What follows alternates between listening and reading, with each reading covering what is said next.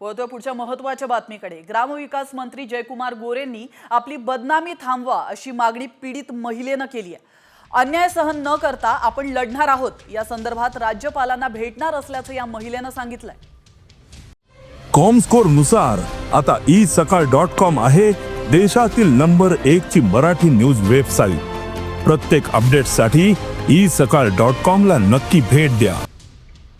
तर पीडित महिलेशी बातचीत केली आमचे प्रतिनिधी ओमकार कदम यांनी, पाहूयात। राज्याचे ग्रामविकास मंत्री जयकुमार गोरे यांच्यावर काही गंभीर आरोप झालेले आहेत। एका महिलेने ते आरोप केलेले आहेत। त्याची कोर्टाने असं साक्ष झाली आणि मग हे असं नाही, मी केस मागे घेतली म्हणून त्याची निर्दोष मुक्तता झालेली आहे, त्याला असं सोडलेलं नाहीये। माझ्याकडे मी का जर हे करत नाही तर माझ्याकडे दोन पर्याय आहेत की एकतर हा अन्याय सहन करणे किंवा मग बदनामीला सामोरं जायचं नसेल तर मग कुटुंबासह आत्महत्या करणे। मग मी काय करावं, प्रश्न आहे माझा की मी काय करावं मग।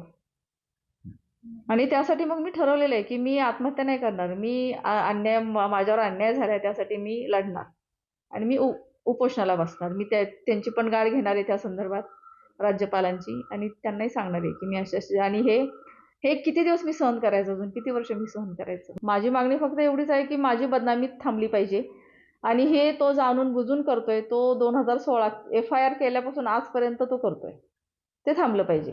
बाकी त्याचा राजीनामा घ्या, त्याला काही करा, ह्याच्याशी मला काही घेणं देणं नाही।